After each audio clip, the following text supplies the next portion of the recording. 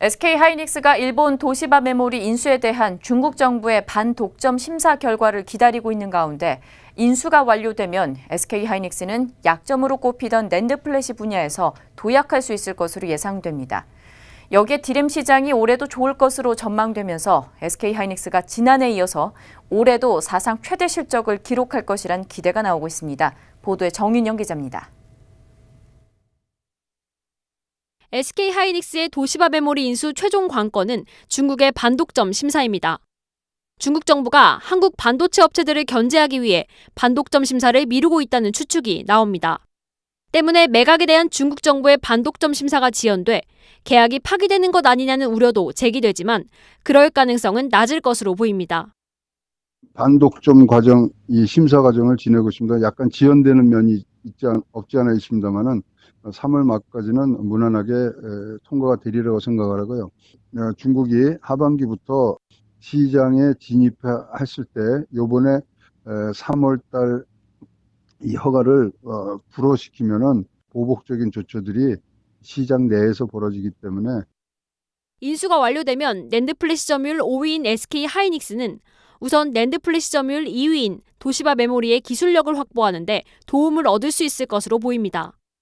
또 최근 SK하이닉스가 야심차게 진출한 3D 낸드 기반의 기업용 SSD 분야에서 도시바 메모리와의 협업이 기대됩니다. 기업용 SSD 규모는 연평균 7% 증가해 낸드 플래시 시장 성장을 견인할 것으로 전망되고 있습니다.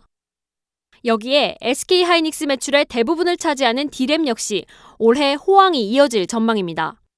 시장조사기관 디램 익스체인지에 따르면 올해 디램 시장 매출 규모는 30% 증가하고 디램 평균 가격도 10% 증가할 것으로 예상됩니다. 이 같은 긍정적인 시장 전망에 SK하이닉스는 경기도 이천과 중국 우시에 디램 시설 투자를 진행하고 있습니다. 지난해 사상 최대 실적을 기록한 SK하이닉스는 글로벌 IT 업체들의 데이터 센터 신설 등 디램 수요 증가 등으로 올해 이보다 더 좋은 실적을 기록할 것으로 예상됩니다. 시장에선 올해 SK하이닉스 매출이 작년보다 25% 상승한 38조 원, 영업이익은 29% 증가한 18조 원이 될 것으로 보고 있습니다.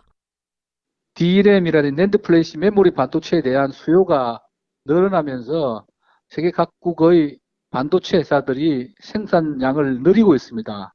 다만 이 지금 증설 물량은 내년 상반기 이후에 시장에 쏟아져 나올 걸로 생각이 되기 때문에 올해까지는 하이닉스의 DRAM이나 낸드 플래시 생산과 가격은 상당히 견조할 것으로 보입니다.